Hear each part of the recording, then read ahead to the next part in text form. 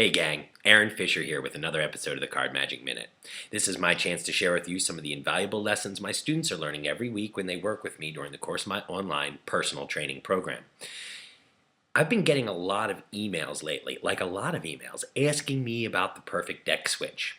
The emails will say stuff like, Aaron, do you know a good deck switch that you can do standing, surrounded, anytime, anywhere, that's perfect, invisible, and is awesome?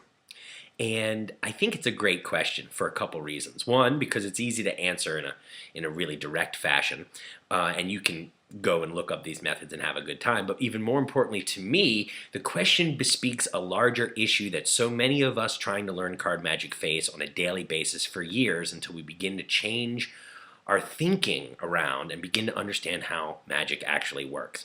So that said, I'll give you the answers to the questions as directly as I can, and then we'll get into a more interesting conversation about what asking that question might mean about you and your magic.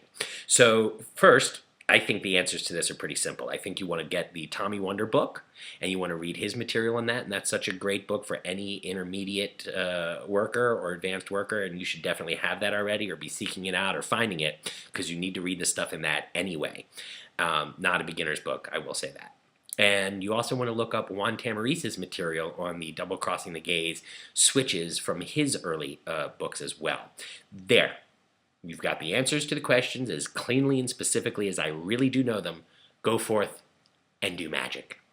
That said, I have some inside information on this topic, you see, because there were many, many years when I myself was looking for the Holy Grail of deck switches, for the deck switch that could be done naked at the pool in broad daylight, surrounded, with no effort or work. And I ran into all kinds of crazy stuff that needed a table. Of course, that's not standing. Stuff where you had to have a deck of cards hidden under your armpit or in your breast pocket or with a little loop of string around it, all kinds of stuff. And so what I finally grew to understand is that this is asking for the perfect deck switch is like asking for the perfect pass. It's the kind of thing that you ask for when you're spending a lot of time, and this is a generalization, but I think for many of us it's a pretty good generalization. It's the kind of thing that you tend to ask for when you have no application really, or no specific context really in mind. You're sitting at home, you're working on stuff, you want the perfect pass that's invisible because you're the only one that's looking. And what I grew to understand over the course of years and shows is what my teachers were always trying to explain to me in the first place. The only thing that can really cover a deck switch, just like a pass, is performance, is the audience, is the specific context of the specific show, the specific trick, and the specific order of the tricks that you're presenting to the audience is where you find the kind of cover you seek. So generally speaking, if you're at home just looking for a good deck switch, you need to get more specific than that. You need to really look at the effect, really look at what comes before it, what comes after it, and why, and within those contexts, find the deck switch that will become invisible, not to you, but to the audience. So in a very real way, when someone starts looking for a perfect deck switch, like looking for the perfect pass, they're like the layperson themselves asking not really for a method, because methods happen with specific contexts and specific tricks, but they're asking for an effect.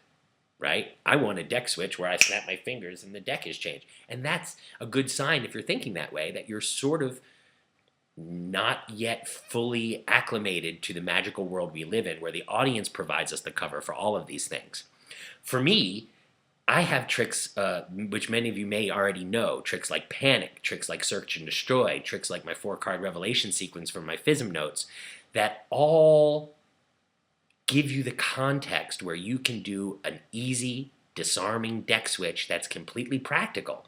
And you can do it anytime, anywhere, just like the situations where we really need to do these things. And you don't have to go to the restroom and put a deck of cards in your armpit or in your elbow sleeve or any of these crazy stuff that seems like a really great idea because it can fool all these people, but in reality it's just going to give you more stuff to think about in the field and give you stuff to take your mind off what it should really be on, which is the audience.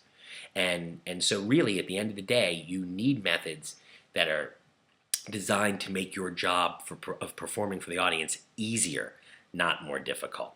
So I do hope that this sheds some light on the question of the perfect deck switch. That's today's Card Magic Minute, and I truly hope you enjoyed it. If you like the things we're talking about and they make sense to you, and you're looking for a safe place to grow your magic and get the support, encouragement, reinforcement, and guidance that you need to make your magic dreams come true, go to aaronfishermagic.com/coaching.htm and fill out a free student profile, and I'll get back to you with some ideas on how we can work together after I read some about you and your magic.